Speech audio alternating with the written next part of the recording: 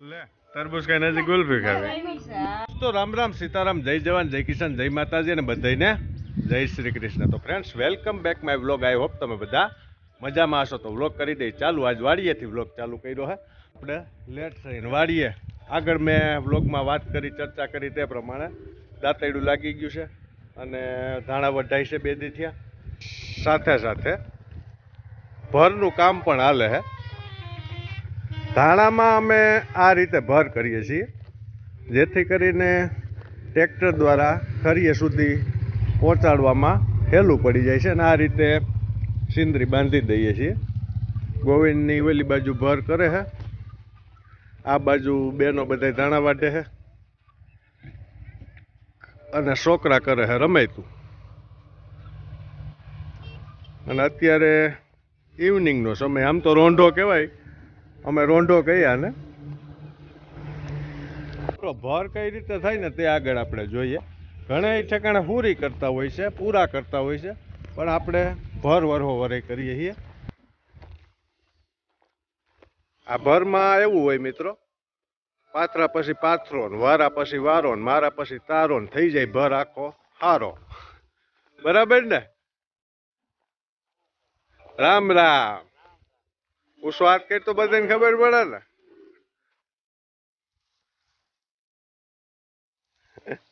રણજીત તો દાંત કાઢે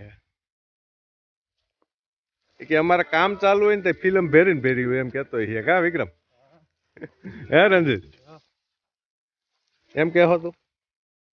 હે બધાને કહી દે ચેનલ સબસ્ક્રાઇબ કરજો। આમ જોઈને કે આજ તો તને લેવો જ છે મૂવીમાં। ઉભો રહે પાથરો પકડીને કે હાલાલ હરમાં બા જોવા કાઢી કોઈશ બેઠી। ઉભો રહે એમ નહીં બોલ। અમારી ચેનલ સબસ્ક્રાઇબ કરી દીજો। પાથરા પછી પાથરો, વારા પછી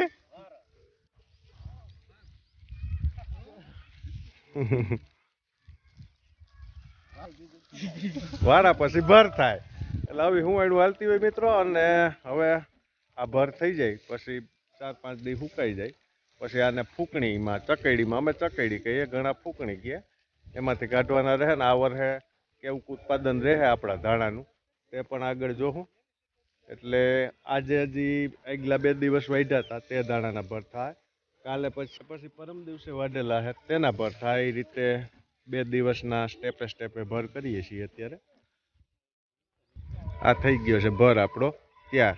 હવે અહીંયા જો સિંદરી છે, પ્લાસ્ટિકનો દળિયો, હવે આનાથી આને બાંધવામાં આવશે જેથી કરીને અત્યારનો સમય એટલે વિટોરા પડે, પવનની ઓલી ચકડીયું ફરે ને એટલે એમાં પાથરા ઉડે નહીં, ભરમાં વ્યવસ્થિત બંધાયેલું હોય તો પ્રોબ્લેમ ન આવે। એટલા માટે આ બાંધવું પડે અને જ્યારે ટ્રેક્ટરથી હારતા હોય ત્યારે ભર ફાટવાની બીક ન લાગે એટલા માટે અમે બાંધીએ છીએ।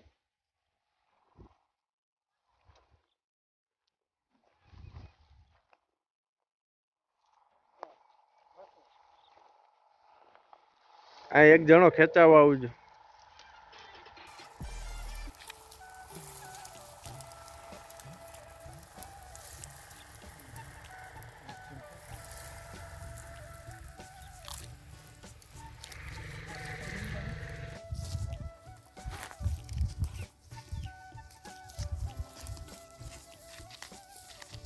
હરખું વચમાં લઈ લે પાથરા વેલા।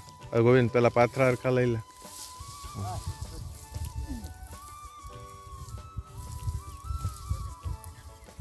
આ રીતે બાંધે। અત્યારે થોડાક ઉફરકા હોય એવું લાગે પણ સવાર 1 રાત જાહે એટલે ભર બેસી જાહે। હવે હાલો મિત્રો જઈએ। હવે હમણાં ઘઉંની મોસમ પડવા અહીંયા તો કામ આ રીતે રન છે અને આવું લગાતાર 8-9 દિવસ હાલશે। વાઢવાના ને ભર કરવાના, વાઢવાના ને ભર કરવાના, પછી 4-5 દી આપણે આગળ વાત કરી તે પ્રમાણે ફૂકાય પછી ચકડીમાં કાઢવાના। હવે ઘઉંની મોસમ પડી જવાની છે, ત્યાં જઈએ, ત્યાં જોઈ લઈએ 2 દીમાં ન્યાય કટરિયું આવવાનું છે અને કેવો ઉતારો રહે છે। જોકે બધાય મોલમાં આમ તો ગરમી નડી જ છે, જેટલા વહેલા વવાણા એમાં થોડુંક ગરમીએ ભાગ ભજવો છે। તેમ છતાં આપણે વ્લોગ બાય વ્લોગ ચર્ચા કરી રહ્યા તે પ્રમાણે આવનારા વ્લોગોમાં આપણે ધાણાનું ઉત્પાદન કેવું રહ્યું અને ઘઉંનું કેવું રહ્યું તે આગળ ચર્ચા કરશું ઘણી બધી. અને હવે આ ભર થઈ ગયો છે તૈયાર અને ભર અત્યારે હવે બધા આવી ગયા વાડીએ. અને અહીંયા આપણી ધક ધક બાઇક 350 cc બુલેટ પડ્યું છે. હવે ડાયરેક્ટ ઓલી વાડી છે.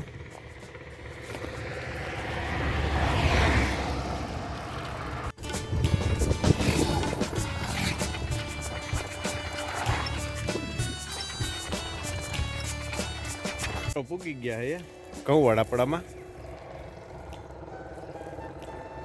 પેલા તો અહીં સનસેટ પોઈન્ટ જોઈ લ્યો તમે.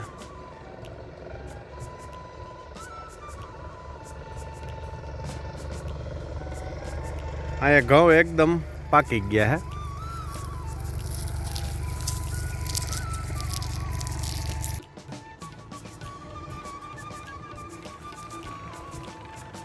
એટલે હવે કાલે ને પરમ દિવસે આમાં હાર્વેસ્ટર હાલશે અને આ વર્ષે કેવો ઉતારો રહે છે તે ત્યારે ખબર પડશે. અને હમણાં તો એક ધારું વર્કઆઉટ જ છે ધાણા ને ઘઉં. ધાણાનું કામ 20 દિવસ હાલશે. આની તો જો કે ઉપાધિ ન હોય, હાર્વેસ્ટર હાલે એટલે નવરા.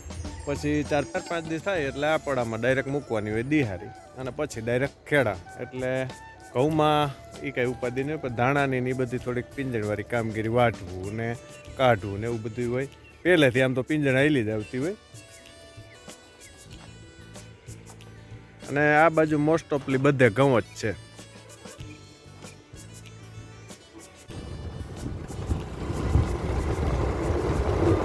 ઘરે પૂગી ગયા મિત્રો.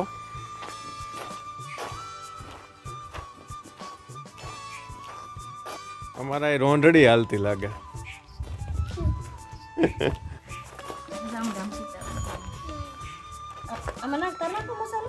સીતારામ બે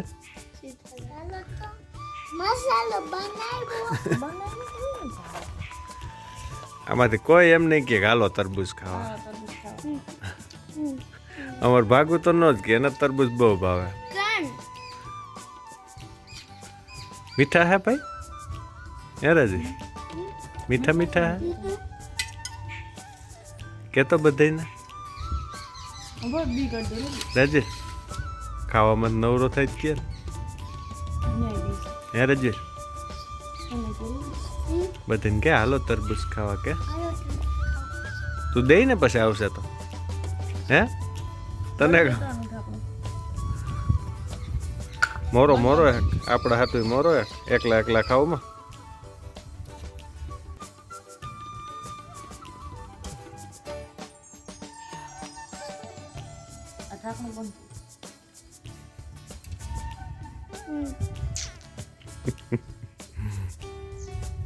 એ તો જો વાલો વાલો લાગે પણ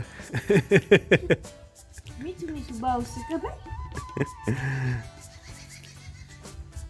ઉઠો મોઢામાં લાગે તોય મીઠું મીઠું લાગે. આગલી ગુલ્ફી આવી જશે. લે તરબૂચ કઈ નથી ગુલ્ફી ખાવે. આવી છે હા વેન કહી દીધું તમે વયા ગયા ને દાદા ગયા લેવા દાદા. પછી થાય શરદી એ ખબર હે?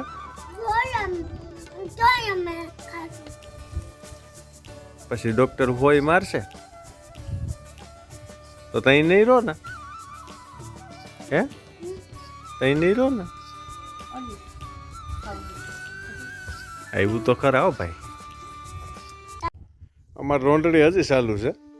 હવે તરબૂચ પૂરા થયા તા ગુલ્ફી આવી જાય કા તો કેવું તરત સુર પુરાવે. હાલો કીર્તન બાકી છે વ્લોગનું રાજવીરભાઈ. હાલો બાલો કીર્તન બોલી જાઓ. આજ ઘણો ટાઈમ થઈ ગયો હમણાં વ્લોગમાં કીર્તન ન થયું.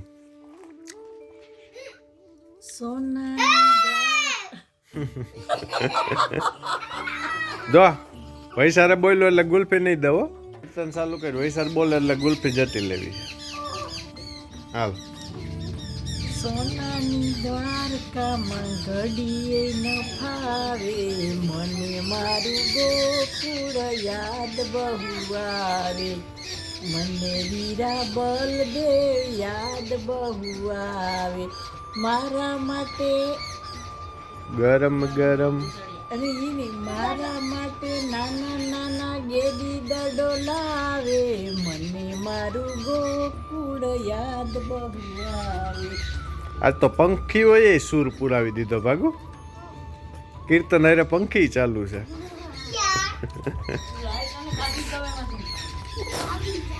એટલે રોંઢાનો સમય એટલે અમારે ડેઈલી ફરીમાં બધા અત્યારે અહીંયા વર્તો સાયો છે અને રોંઢણી ને એવું કંઈક કરતા હોય.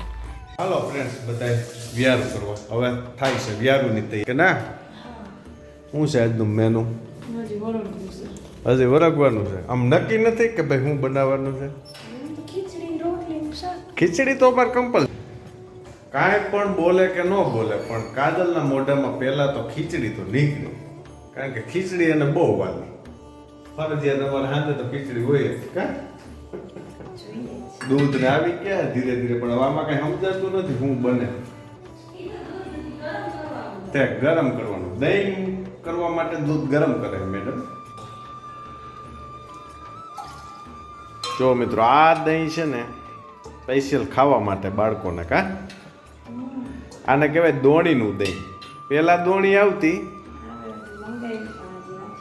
આવી નથી મંગાવેલી છે. પેલા તો દરેક ગામડાઓમાં ઘરનું દહીં ખાવા પૂરતું બાળકો માટે બધા માટે કઈ રીતે બનતું હોય છે જુઓ તમે. આ છે દોણી. આમાં હવે થોડુંક ગરમ કરી અને કેટલું જામણ નાખવાનું કાલે? 1-2 ટીપા નોર્મલી, જેથી કરીને દહીં ખટાઈશ ન પકડે ને એકદમ હું કહેવાય મલાઈ વાળું શ્રીખંડ જેવું દહીં થાય. પેલા માણસો દોણીમાં દહીં જમાવતા. દોણી આવતી પેલા કાળા કલરની માટીની, એમાં કંઈક મીઠાઈ અલગ હતી. જોકે અમે મેકવી તો હતા ને બેટા, એટલે દોણી આવશે પછી ડેઈલી ત્યાં ઉનાળો એક ભરપૂર આવી જાય પછી દહીં ખાવાની જમાવટ આવશે. તો હાલો વ્યારું કરવા શરૂઆત થઈ ગઈ છે અને આજનો બ્લોગ અહીં પૂરો કરીએ કા. બધાને જય જવાન જય કિશન, રામ રામ સીતારામ, જય રામાપીર, જય જિનેન્દ્ર, જય સ્વામિનારાયણ, જય ભોલેનાથ, જય શિવશંકર, જય ચામુંડમાં, જય શ્રી કૃષ્ણ, જય દ્વારકાધીશ. રામ રામ. અને હા, સબસ્ક્રાઇબ કરવાનું ના ભૂલતા મિત્રો.